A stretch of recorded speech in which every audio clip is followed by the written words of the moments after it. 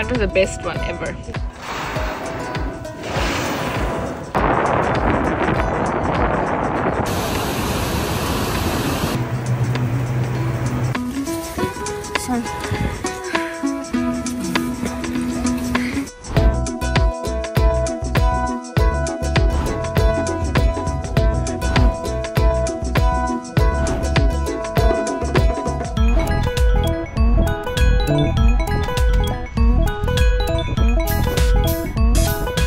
সবাইকে স্বাগত জানাচ্ছি আজকের পত্রিকার টোটো কোম্পানিতে।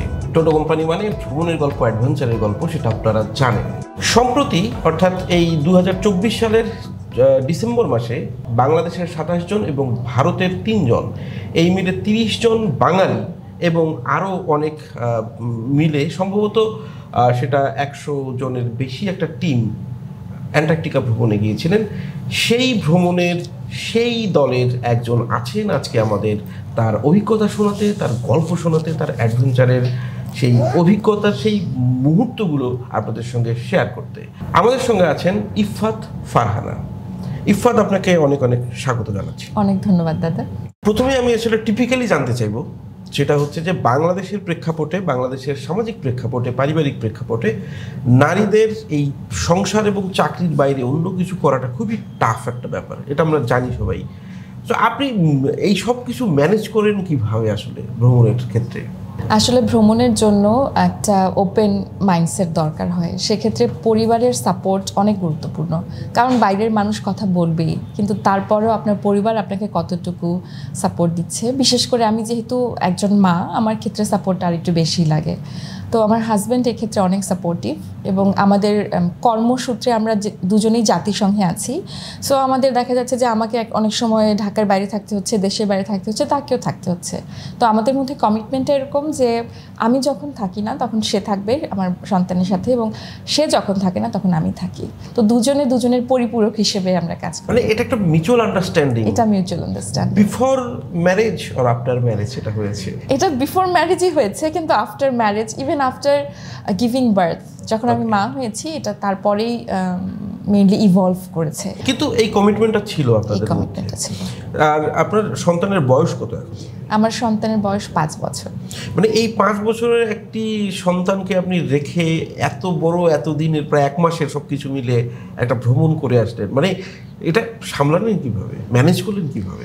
আমরা অনেক সময় মনে করি যে আমার বাচ্চা আমাকে ছাড়া অনেক সাফার করবে, কিন্তু এটাও তার জন্য একটা ইমোশনাল লার্নিং যে মা দূরে আছে। এবং এটা যে খুব নেগেটিভ তা না, এটা কিন্তু অনেক একটা ওপেননেস তৈরি করে শিশুদের মধ্যে। যেমন ধরেন, আমি যখন ঘুরে আসি, আমার একটা বাঞ্জি জাম্পিংয়ের ভিডিও নিয়ে আরিশ সবার কাছে গিয়েছে এবং বাসায় বলছে যে লুক, দিস ইজ মাই মাম।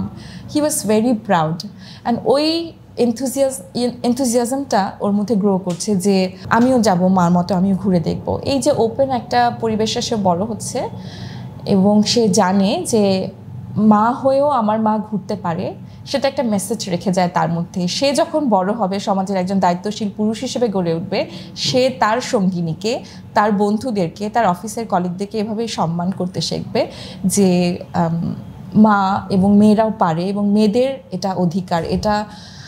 এটা কোনো দায়িত্ব না যে মেয়েরাই শুধু সব দায়িত্ব পালন করবে। এটা আসলে সবার দায়িত্ব। একজন সন্তান মানে সেটা বাবার দায়িত্ব, সেটা মার দায়িত্ব, এবং পরিবারের যারা আছে সবারই সেটা সমান দায়িত্ব। প্রায় 1 মাসের একটা ট্রিপ, এবং আমরা সবাই জানি যে আসলে অ্যান্টার্কটিকা চাইলেই যাওয়া যায় না। সেটা টাকা পয়সা যেমন থাকে, আবার টাকা পয়সা থাকলেই যে আপনি যেতে পারবেন তাও নয়। সব কিছু মিলে একটা সমন্বয় হওয়া খুব প্রয়োজন এই অ্যান্টার্কটিকা অভিযানের ক্ষেত্রে বা অ্যান্টার্কটিকা ভ্রমণের ক্ষেত্রে। এইটার প্রস্তুতি আপনার কতদিনের এবং কিভাবে নিলেন? অ্যান্টার্কটিকা যাওয়ার ইচ্ছা যদি বলি, সেক্ষেত্রে এটা একদম অনেক আমারও ছোটোবেলার ইচ্ছা, ইন দ্য সেন্স যে আমি আমার বাবার সাথে মানচিত্র চেনাকি খেলতাম। তো একটা ওয়ার্ল্ড ম্যাপ ছিল আমাদের বাসায়। তো আমাদের ওয়ার্ল্ড ম্যাপের নিচের যে অংশটা অ্যান্টার্কটিকা দেখা যায়, সেটা ছিল ইয়েলো কালার। আমি আমার বাবাকে বলতাম, বাবা এই হলুদটা কি? তা বলতো ওটা অ্যান্টার্কটিকা। আমি বললাম যে ওখানে কি হয়? ওখানে কেউ থাকে না, ওখানে শুধু বরফ আর বরফ। তো আমি বলতাম যে আমি ওখানে যাব। আব্বু বলতো যে না, ওখানে যাওয়া যাবে না। তো এরকম করেই যে ওখানে যাওয়ার একটা কিউরিওসিটি তৈরি হয়। এমনিতে আমি ভ্রমণের সাথে যুক্ত ধরেন 2010 সাল থেকে। আমি বাংলা মাউন্টেনিয়ারিং অ্যান্ড ট্রেকিং ক্লাবের একজন সদস্য। আমি মাউন্টেনিয়ারিং প্রশিক্ষণ নিয়েছি নিমে, যেটা নেহেরু ইনস্টিটিউট অফ মাউন্টেনিয়ারিং। মাঝখানে কিছুদিন বিয়ে, সন্তান, চাকরি সব মিলায় খুব কঠিন ছিল। তো এবার আমি আবার শুরু করলাম অ্যান্টার্কটিকা ভ্রমণের মধ্য দিয়ে। তো এক্ষেত্রে খুবই জরুরি হচ্ছে যে ফাইন্যান্সিয়াল ইন্ডিপেন্ডেন্স তো থাকতেই হবে। কীভাবে আপনি যাবেন, এই পরিমাণ অর্থ না থাকলে তো আসলে যাওয়া সম্ভব না। কিন্তু যেহেতু আমার এই সিকিউরিটিটা ছিল, আমি এটা নিয়েছি। একটু কষ্ট হয়েছে, তারপরে ম্যানেজ করেছি। এরপরে আসে অফিসের কথা। জাতিসংঘ বা ইউনিসেফ বাই ডিফল্ট অনেক স্টাফ ফ্রেন্ডলি অর্গানাইজেশন। এখানে ছুটি থাকে, আপনার ছুটি আপনি কিভাবে ব্যবহার করবেন সেটা আপনার উপরে। এবং ছুটিতে যাওয়ার পরে আমাদের পলিসি হচ্ছে যে আপনি যখন ছুটিতে যাবেন তখন আপনি ছুটিতে গিয়ে পরিপূর্ণ রিল্যাক্স হয়ে আবার ফিরে আসেন আপনার কাজে। সেক্ষেত্রে আমার অফিসও অনেক সাপোর্টিভ ছিল। অ্যান্ড ফিরে আসার পরে আমার কলিগরা আমাকে দেখে একটা কথা বলেছিল, এটা আমার মন ছুঁয়ে গেছে, তাই আমি বলছি আপনাদেরকে। তারা বলল যে ইফাত, তুমি দেখিয়ে দিলে যে মেয়ে হয়ে একজন মা হয়ে এই কাজগুলো করা যায়। তো আমি খুবই ব্লেসড সেদিক থেকে বলবো। এই যে আপনি গেলেন, যেটা আপনার কি বলা যায় যে একদম শৈশবের ইচ্ছা সেটা পূরণ হলো, মানে what is the feelings actually? এটাতে একটা সার্থকতা ফিলিংস তো আছেই, কিন্তু ওই ছোটবেলার সেই গল্পটাই যে ঠিক আমাকে অ্যান্টার্কটিকায় পৌঁছে দিল ব্যাপারটা এমন না। ব্যাপারটা হচ্ছে what are the choices I made, কী কী আমি ডিসিশন নিয়েছি যে আমাকে এ পর্যন্ত নিয়ে এসছে। এক্ষেত্রে যেমন অনু এবং আমাদের বাংলা মাউন্টেনিং অ্যান্ড ট্রেকিং ক্লাবের যে আমাকে পর্বতারোহণের প্রশিক্ষণে পাঠানো, সেগুলো একটা খুব ইম্পর্ট্যান্ট ভূমিকা পালন করেছে, যেন আমার মধ্যে ওই রেজিস্ট্যান্সটা গ্রো করে। এবং আমার অ্যান্টার্কটিকা যাওয়ার ইচ্ছা ছিল, অনেক ইচ্ছা ছিল, আমি প্ল্যান করছিলাম, কিন্তু এই বছরই হয়তো সেটা ছিল না। কিন্তু অনু এবং এত বড় একটা টিম বাংলাদেশ থেকে গিয়েছে বলে আমি এই দলটার সাথেই যোগ দিলাম। ভাবলাম যে একা না গিয়ে তাদের সাথেই আমি যেতে পারি। এবং সেখানে আমাদের খুব পরিচিত কয়েকজন কাছের বন্ধুও ছিল, সেক্ষেত্রে সেটা একটা সুবিধাজনক অবস্থানে নিয়ে গেছে। আমি যেটা সবসময় জানতে চাই, অনুর কাছেও আমি জানতে চেয়েছি যে what is the feelings bro? আসলে এই ফিলিংসটাকে এভাবে ব্যাখ্যা করা আমার পক্ষে মানে সম্ভব না, সত্যি কথা বলতে। তারপরে আমি আপনাকে একটা উদাহরণ দিতে পারি। আমি আগে ডেভিড অ্যাটনবরোর যেই ডকুমেন্টারি সিরিজগুলো থাকতো সেগুলোকে দেখে I use to feel like আমি কি করতেছি আমার জীবনটা নষ্ট করে ফেলতেছি, আমি কত কিছু করতে পারতাম। কিন্তু ওখান থেকে ঘুরে আসার পরে লাস্ট নেটফ্লিক্সে আমি আরেকটা সিরিজ দেখলাম যেখানে অ্যান্টার্কটিকার পেঙ্গুইনগুলো দেখাচ্ছিল। এবার আমার হচ্ছে okay, I have done something in my life, এবং আমি ওটা দেখে এসেছি। এবং এই ডকুমেন্টারি সিরিজগুলো বানানো কত কঠিন আমি জানি, আমার আর খারাপ লাগছে না, আমার খুব সফল, মানে একটা স্যাটিসফাইং ফিলিংস কাজ করছে যে আমি ওখানে গিয়েছিলাম। এবং this is not the end, আমি আরও যাব, আরও ঘুরবো, আরও এক্সপ্লোর করবো, অজানাকে জানার চেষ্টা করব। আপনারা তো গিয়েছিলেন আর্জেন্টিনা দিয়ে, জি, আর্জেন্টিনা হয়ে উশুয়া হয়ে গিয়েছিলেন।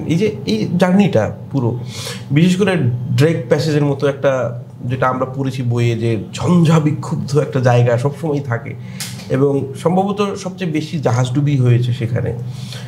মানে এই যে সব কিছু আপনারা জানেন, এটা যে নাও ফিরতে পারি, তারপরেও যাওয়া কেন? অন্য কিছু তো হইতে পারে। আমরা তো একসময় সবাই চলেই যাব, কিন্তু ওই স্যাটিসফ্যাকশনটা ইম্পর্ট্যান্ট আমার কাছে, যে আমি আমার জীবনকে আসলে উপভোগ করেছি, আমি বেঁচে থেকেছি, শুধুমাত্র দ্বন্দ্ব নিয়ে না, শুধুমাত্র টেনশন, টানাটানি, টানাপোড়ন এসব নিয়ে না। এর বাইরেও যে আমার একটা জীবন আছে, এর বাইরেও যে আমি দেখতে চেয়েছি, বুঝতে চেয়েছি এবং আমার জীবনকে উপভোগ করতে চেয়েছি, এই অনুভূতিটা আমার কাছে মনে হয় সবথেকে ইম্পর্ট্যান্ট। তো সেখানেই যাই আর এখানেই যাই, আমার মনে হয় যে যেখানে আমার লেখা আছে সেখানে আমি যাবই। আমি আজকে রাস্তায় ধরেন ঢাকা শহরে বাসা থেকে বেরোলে আপনি ফিরবেন কিনা আপনার গ্যারান্টি নাই। এটা তো বিশাল অ্যাডভেঞ্চার, এটাই বিশাল অ্যাডভেঞ্চার। সেই ক্ষেত্রে এখানে জেনে বুঝে রিস্কটা নেওয়া আমার কাছে মনে হয় যে এটাও আপনার জন্য খুব এম্পাওয়ারিং একটা সিদ্ধান্ত, যে আপনি জানছেন আপনি নাও ফিরে আসতে পারেন, বাট ইটস ওকে। আপনি বলছিলেন যে আপনার খুব পছন্দের আরেকটা জিনিস হচ্ছে ফটোগ্রাফি। তো ফটোগ্রাফির দৃষ্টিতে যদি দেখি, তাহলে অ্যান্টার্কটিকা একটা বিশাল জায়গা ফটোগ্রাফির জন্য। ছবি তুলেছেন? অনেক ছবি তুলেছি। মানে ভবিষ্যতে কি আছে, প্রদর্শনী করার ইচ্ছা আছে? কিন্তু সব মিলে ম্যানেজ করাটা কঠিন। প্রদর্শনীর জন্য যে এফোর্টটা দিতে হয়, তার উপরে হয়তো একটা স্পন্সরশিপেরও দরকার পড়তে পারে, অনেক কোঅর্ডিনেশন।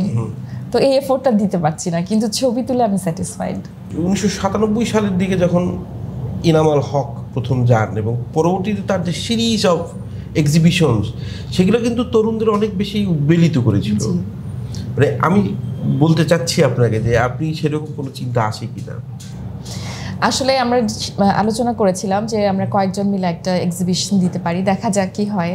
যদি সম্ভব হয় আমি আপনাকে জানাবো অবশ্যই। What is the next? আমি আপনাকে আগেই বলেছি যে আমি অনেক দিন ট্রাভেল থেকে ব্রেক নিয়েছিলাম এবং আমি একজন প্রশিক্ষণ আর কি বাই ট্রেনিং আমি পর্বতারোহী।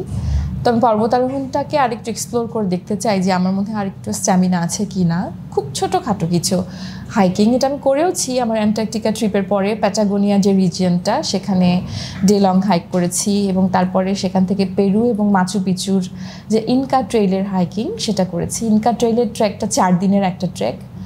তো মনে হলো যে হাই অল্টিটিউডে আমার বডি এখনও ভালো রেসপন্ড করছে, একটু এক্সপ্লোর করে দেখব, আর্কটিক দেখব।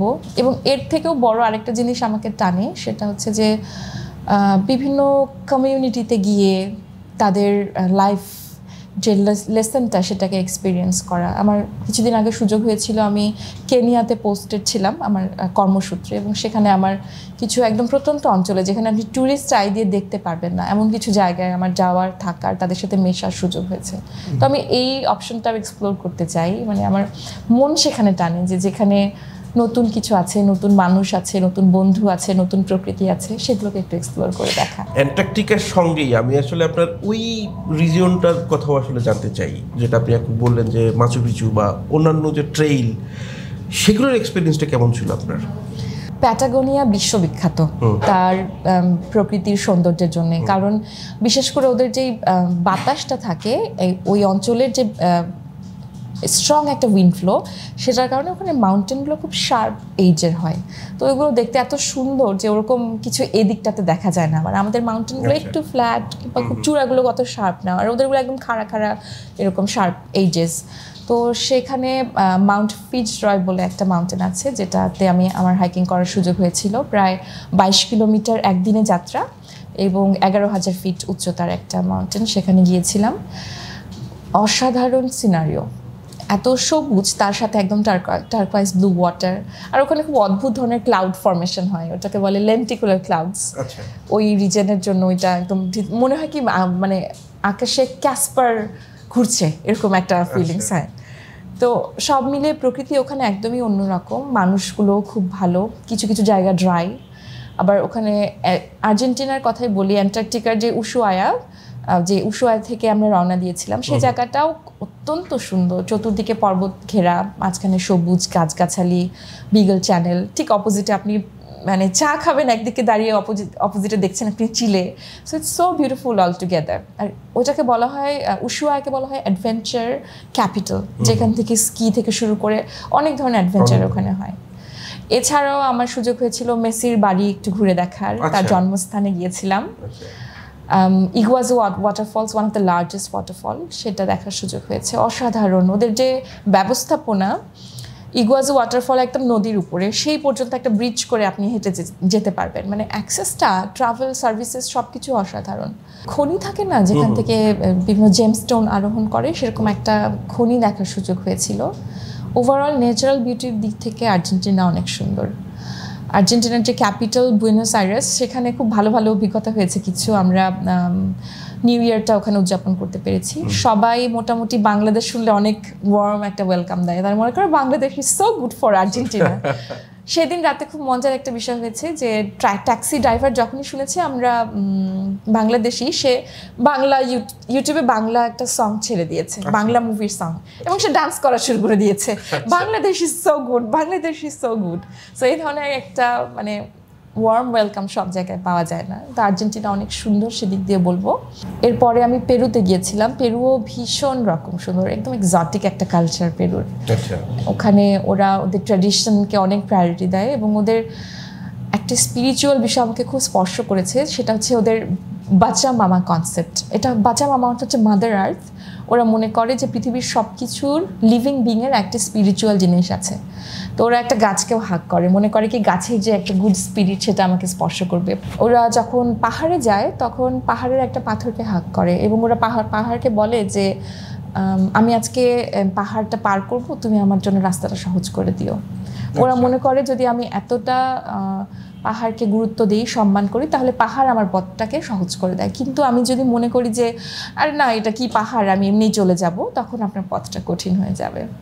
প্রকৃতিগত দিক থেকে পেরু অনেক সুন্দর, আন্দিজ পর্বতমালা। পেরুতে আমার একটা সুযোগ হয়েছিল, আমি প্রায় 1800 কিলোমিটার বাস জার্নি করেছিলাম। আচ্ছা, 1800 কিলোমিটার। 1800 কিলোমিটার, এবং এটা কয়েকদিনের জার্নি ছিল।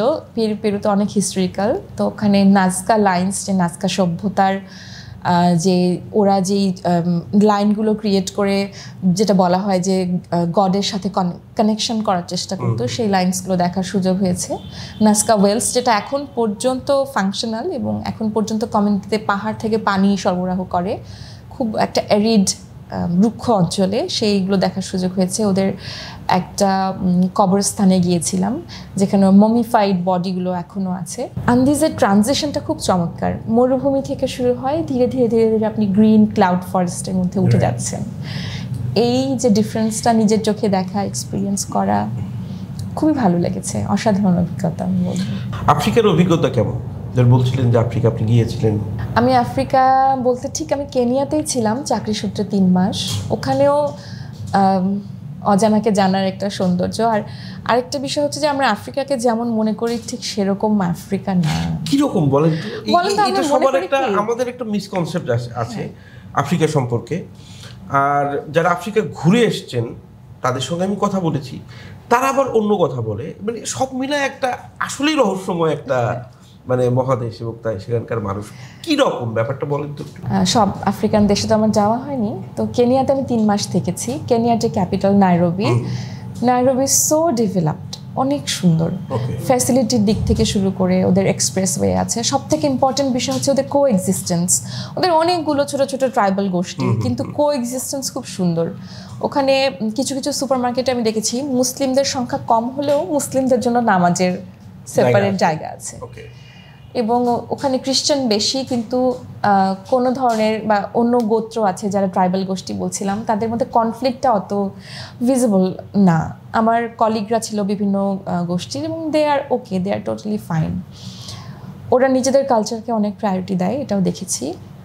মোস্ট ইম্পর্টেন্টলি যে বিষয়টা অনেক ভালো লেগেছে আমার, যে ওরা নেচারকে অনেক প্রায়োরিটি দেয়। নেচার কনজারভেশন, কো এক্সিস্ট করা খুব ইম্পর্টেন্ট। আপনি নাইরোবি একটা ক্যাপিটালের রাস্তা দিয়ে, এক্সপ্রেসওয়ে দিয়ে যখন আপনি যাবেন, আপনি পাশে নাইরোবি ন্যাশনাল ফরেস্ট দেখছেন, এবং সেখান থেকে আপনি জিরাফ দেখতে পাবেন। এই যে পথে পথে আপনি ওয়াইল্ড লাইফ দেখতে পান, এটা খুবই রেয়ার আমার কাছে মনে হয়েছে, বিশেষ করে আমাদের কনটেক্সটে। কারণ আমরা তো ধরেন একটা হাতিও যদি চলে আসে মেরে ফেলি, একটা অজগর সাপ পেলে মেরে ফেলি, কিন্তু ওখানে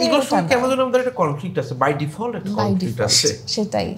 একটা জিনিস বলবো যে কেনিয়াতে আমি লক্ষ্য করেছি ইনইকুইটিটা খুবই হাই। ক্যাপিটাল যত বেশি ডেভেলপড, একদম অনেক মডার্নাইজড, অনেক ফ্যাসিলিটিস, প্রত্যন্ত অঞ্চলগুলো তেমন না। ওখানে এখনও নোম্যাডস যে গ্রুপগুলো আছে, তারা খরার সময় পানির জন্য এক এলাকা থেকে অন্য এলাকায় যায়। তাদের ওখানে কিছু টেনশন আছে, কিছু টেররিস্ট গ্রুপও কাজ করে, Somalian terrorist group, something like that. ওরা, আমি যেহেতু শিক্ষা নিয়ে কাজ করি, শিক্ষার ক্ষেত্রে দেখা যায় যে তারা টিচারদেরকে যখন দূর থেকে প্লেসমেন্ট দেওয়া হয় কোনো প্রত্যন্ত অঞ্চলে, অনেক সময় তারা টার্গেটেড করে শিক্ষকদেরকে মেরে ফেলে, যেন টেররিজমটা কন্টিনিউ করা যায়। আসলে শিক্ষা যেখানে থাকবে সেখানে পরিবর্তনটা হবেই, সেখানে মানুষকে দমিয়ে রাখা কষ্টকর, সেই উদ্দেশ্য থেকে তারা সেটা করে। এবং খরাতে খুবই ক্ষয়ক্ষতি হয়েছে কেনিয়ার। স্কুল, বাসা, বাড়ি সব কিছু বাচ্চারা ফেলে দিয়ে শুধুমাত্র যেখানে পানির উৎস সেখানে মুভ করেছে, এবং যেটা আমি সচক্ষে আসলে দেখেছি, কারণ আমি আসলে ড্রাউট এমার্জেন্সি রেসপন্সে গিয়েছিলাম সেখানে। তারপরে ওদের আন্তরিকতা প্রচুর। এই যে স্কুলগুলো গ্রামের, যেখানে ছোট ছোট শিশুদের জন্য ক্লাস ছিল না, বাচ্চাদের খাওয়ার জায়গা নাই, বাসায় খাবার নাই, কিন্তু তারা কমিউনিটির লোকজন মিলে একটা স্কুলে ছোট্ট একটা রুম ঠিকই করে দিচ্ছে। স্কুল মিলস প্রোগ্রাম আছে, কারণ কারো ঘরে খাবার নাই প্রত্যন্ত অঞ্চলে। অথচ on the other hand capital Nairobi যদি যান, আপনি ভাববেন যে বাবা আমি কোন একটা ডেভেলপড কান্ট্রিতে চলে আসছি। এবং এটাকে আমার মনে হয় যে অনেকটা উদ্দেশ্য প্রণোদিতভাবে করা। কেনিয়ার নাইরোবিকে এখন একটা ডেভেলপমেন্ট হাব বলা হয়। ওখানে সব ধরনের ইন্টারন্যাশনাল এজেন্সিগুলো আছে, অনেক এমবাসিগুলো আছে। এই কারণে মনে হয় ইনইকুইটিটা একটু বেশি, তারপরেও খুবই সুন্দর। আপনি আবার ইয়েতে গেলেন, পেরু বা ওই অঞ্চলটা গেলেন, দুই অঞ্চলের পার্থক্য এবং সাদৃশ্য কীরকম দেখলেন আপনি? আফ্রিকার যে আসলে ন্যাশনাল পার্কগুলো, যেমন ওয়াইল্ড, ওখানে ওয়াইল্ড লায়ন দেখবেন, এলিফেন্টস, এইটা আমি এ পাশটাতে কম দেখেছি সাউথ আমেরিকার দিক থেকে। সেদিক দিয়ে আবার অ্যান্টার্কটিকা, যেমন সাউথ জর্জিয়া যে আইল্যান্ডে আমরা গিয়েছিলাম, দিস ইজ লাইক হেভেন। 5 লক্ষ পেঙ্গুইন আমরা একসাথে দেখেছি, আমরা হান্ড্রেডস অফ ওয়েলস একসাথে দেখেছি। ওয়েলগুলো আমাদের বোটের নিচ দিয়ে চলে যাচ্ছে, অনেক ধরনের পাখি দেখেছি। এবং এই যে মানে লক্ষ লক্ষ অ্যানিমালস একসাথে দেখার অভিজ্ঞতা, এটা আসলে কোথাও আসলে সম্ভব না। অন দ্য আদার হ্যান্ড মাসাই মারাতে এটা সম্ভব, কারণ মাসাই মারার যে গ্রেট মাইগ্রেশন হয়, যখন উইল্ডাবিস্টগুলো মাইগ্রেট করে, it's like millions of wildebeest together. আমার ওইটা দেখার সুযোগ এখনো হয়নি। আই উইল গো ব্যাক, কারণ ওইটার একটা সিজন থাকে, আমি ওই সিজনে যেতে পারিনি। কেনিয়া দেখেছেন আপনি, উত্তর আমেরিকার বিভিন্ন জায়গা দেখেছেন, বাংলাদেশ দেখেছেন, বা এশিয়ার বিভিন্ন দেশ দেখেছেন। এক্সপিরিয়েন্সগুলোকে যদি আমি বলি যে আপনি বাংলাদেশের ক্ষেত্রে ইমপ্লিমেন্ট করেন, তাহলে কি বলবেন? হ্যাঁ, বাংলাদেশের ক্ষেত্রে ওই এক্সপিরিয়েন্সগুলো নিয়ে আসা খুবই দরকার, কারণ কনজারভেশনে যেমন আমরা পিছিয়ে আছি, তেমন আমরা মিনিমাম সিভিক সেন্সের ক্ষেত্রেও পিছিয়ে আছি। কনজারভেশনটা আগে শুরু করি। যেমন আমাদের বাংলাদেশ বার্ড ক্লাব আছে, ইনামুল হকের নেতৃত্বে যে ক্লাব আছে, এবং বাংলাদেশ বার্ড ক্লাব কনজারভেশনে অনেক কাজ করে, ইউএনডিপির কিছু প্রজেক্টস আছে, IUCN কাজ করে। কিন্তু এরপরেও আমরা কেন যেন ওই সচেতনতা তৈরি করতে পারছি না। একটা অ্যানিমালস যদি হঠাৎ করে একটু আমাদের প্রক্সিমিটিতে চলে আসে, আমরা মনে করি ও আমার ক্ষতি করে ফেলছে।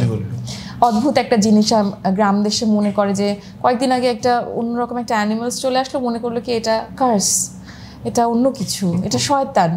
কিন্তু এই অ্যাওয়ারনেসগুলো একটা ম্যাসিভ আকারে, বিশেষ করে সেই অঞ্চলগুলোতে যেখানে মানে বন্য এলাকার সাথে কানেক্টেড, সেই এলাকাগুলোতে নিয়ে আসতে হবে।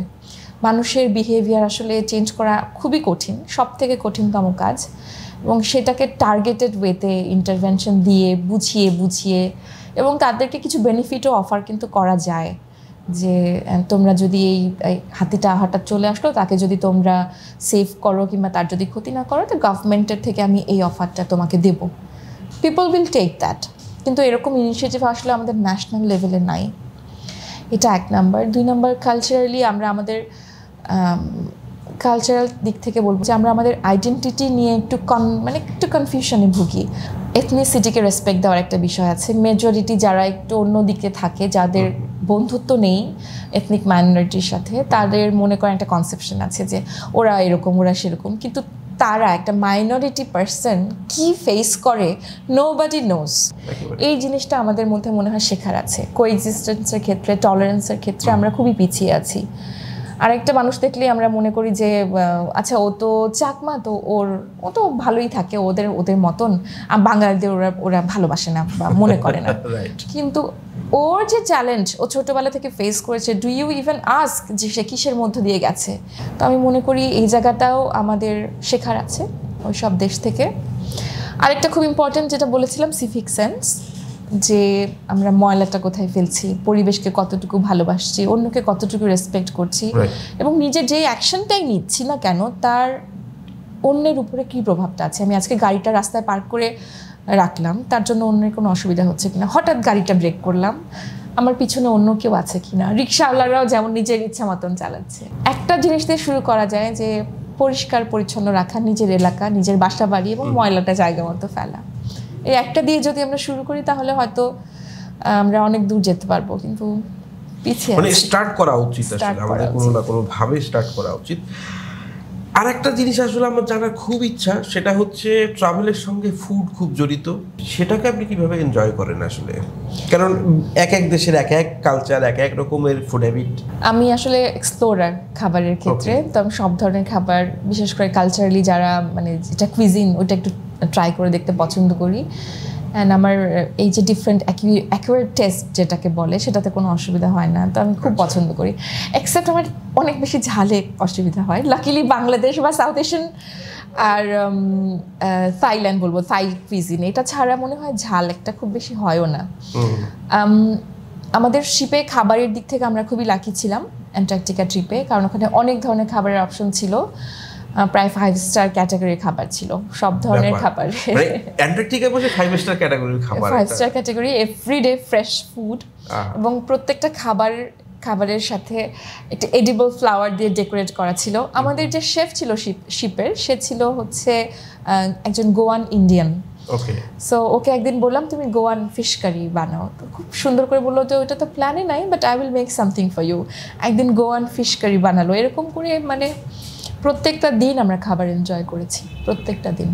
তবে যখন সি রাফ থাকে তখন মুখে কিন্তু টেস্ট থাকে না। তো লাকিলি আমার সি সিকনেস সেভাবে এফেক্ট করেনি, কিন্তু যাদের করেছে তাদের ক্ষেত্রে খাবারেও একটু কষ্ট হয়েছে। কিন্তু it's up to your body, যে আপনি কীভাবে সেটাকে মানে আপনার বডি কীভাবে নিতে পারে, এটা আসলে আপনার হাতেও নাই। ভ্রমণের গল্প আসলে শুরু করলে এটা থামানো খুব কঠিন ব্যাপার, কারণ এত স্মৃতি থাকে এবং এত অনেক কিছু জড়িত থাকে এর সঙ্গে, সেটা এক সিটিংয়ে বলে ফেলাটা খুবই মুশকিল হয়ে যায়। তো আমরা আশা করব যে এর পরের কোনো ইয়েতে আপনি যখন আবার কোথাও যাচ্ছেন, কোথাও থেকে ফিরে আসছেন, তখন আবার আপনাকে ধরে এনে এখানে বসানোর দর্শকদের জন্যে, সেটা আমরা চেষ্টা করব। আপনি নিশ্চয়ই আমাদের সময় দিবেন। আমরা আজকে এ পর্যন্তই আসলে শেষ করতে চাই। আপনার কিছু যদি বলার থাকে আমাদের দর্শকদের উদ্দেশ্যে আপনি বলতে পারেন প্লিজ। বিশেষ করে আমি একটা জিনিসই বলতে চাই, আপনি যেটা দিয়ে শুরু করেছিলেন, যে মেয়েদের ভ্রমণ করা কঠিন, অনেক কঠিন, অনেক কিছু ম্যানেজ করতে হয়, কিন্তু ম্যানেজ করলেও করা যায়, চাইলেই সব কিছু করা যায়। ওই চেষ্টাটা থাকতে হয়। হাল তোমরা ছেড়ে দিও না, তোমরা চেষ্টা করে যাও। আমার মনে হয় যে ভ্রমণ থেকে অনেক ভালো কিছু হয়, অনেক ওপেননেস চলে আসে। আমরাও যেটা সবসময় বলি আমাদের পক্ষ থেকে, আজকের পত্রিকার পক্ষ থেকে যেটা আমরা সবসময় বলি, সেটা হলো যে প্রতি বছর কোথাও না কোথাও যান।